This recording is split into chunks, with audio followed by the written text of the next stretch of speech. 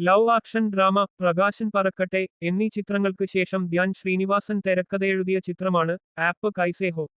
ഒരു സുഹൃത്തിന്റെ ജീവിതത്തിൽ നടന്ന യഥാർത്ഥ സംഭവങ്ങളെ ആസ്പദമാക്കിയാണ് താൻ ഈ തിരക്കഥ തയ്യാറാക്കിയതെന്ന് ധ്യാൻ ശ്രീനിവാസൻ പറഞ്ഞിരുന്നു.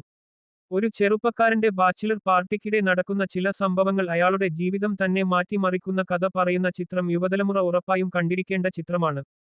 നവാഗതനായ വിനയ് ജോസ് ആണ് ചിത്രത്തിന്റെ സംവിധായകൻ. കുട്ടിക്കാലം മുതൽ എല്ലാ കുരുത്തക്കേടിനും ഒരുമിച്ചുണ്ടായിരുന്ന കൂട്ടുകാരാണ് ക്രിസ്റ്റിയും ബിനോയും ഷജീറും. ജോലിയും വിവാഹവുമൊക്കെ മൂവരെയും പലവഴിയിൽ എത്തിച്ചെങ്കിലും ക്രിസ്റ്റിയുടെ ബാച്ചിലർ പാർട്ടിക്ക് ഒത്തുകൂടാൻ അവർ തീരുമാനിച്ചു. വിവാഹശേഷം വധുവുമൊത്ത് താമസിക്കാനായെടുത്ത ഫ്ളാറ്റിലാണ് ക്രിസ്റ്റി തന്റെ ബാച്ചിലർ പാർട്ടി നടത്താൻ തീരുമാനിച്ചത്.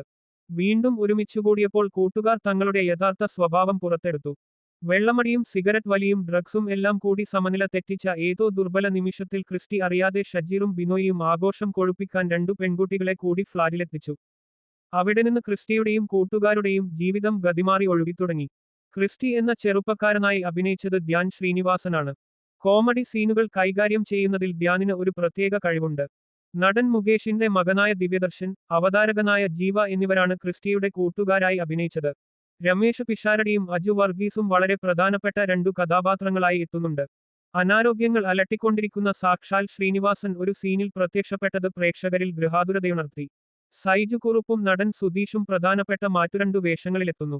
തൻവി റാം, സുരഭി, അബിൻ ബിനോ, ഇടവേള ബാബു, RJ വിജിത തുടങ്ങിയവരോടൊപ്പം അവതാരക വീണയും ചിത്രത്തിലുണ്ട്. ഒരു ദിവസം നടക്കുന്ന കാര്യങ്ങളാണ് ആപ്പ് കൈസാ ഹോ എന്ന ചിത്രം പറയുന്നത്.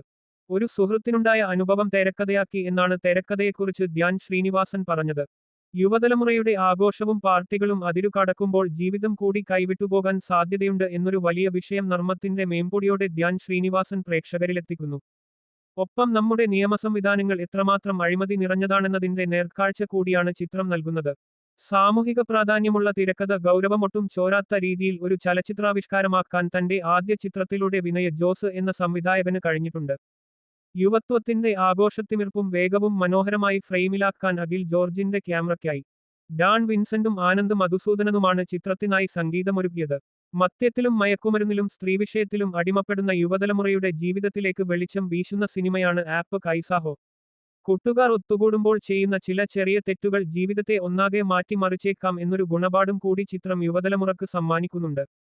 തെറ്റിലേക്ക് കാലെടുത്തു വക്കും മുൻപ് വീണ്ടുവിചാരമുണ്ടാകാൻ ചെറുപ്പക്കാർ ഈ ചിത്രം ഒരുവട്ടം കാണുന്നത് നന്നായിരിക്കും.